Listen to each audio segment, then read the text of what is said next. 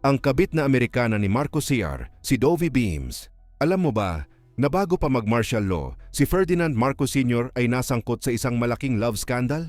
At ang babae? Isang Amerikanang artista, si Dovie Beams.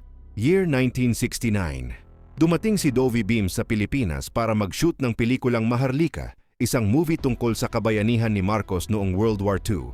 Pero habang nagtitaping, may nangyaring hindi inaasahan. Na-fall si Marcos sa kanya. Sabi ni Dovie, niligawan daw siya ni Marcos ng bongga. May bulaklak, regalo, at minsan pa raw, helicopter ang ginamit para lang makipagkita sa kanya. Grabe, di ba?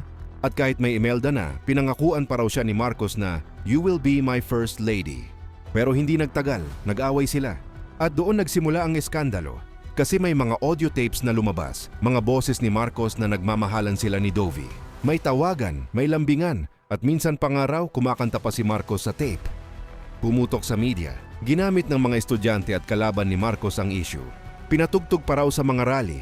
Imagine mo yon, president na niloloko ng bayan dahil sa kabit. Sa huli, tumakas si Dovie pabalik ng Amerika. Sabi niya, tinakot daw siya ng mga tauhan ni Marcos. At mula noon, naging isa to sa pinakamatinding sex scandal sa kasaysayan ng Pilipinas. Bago pa man siya naging diktador, marami na palang sikreto si Marcos Sr. Kung gusto mo pa ng mga ganitong nakakagulat na kwento sa history, follow muna.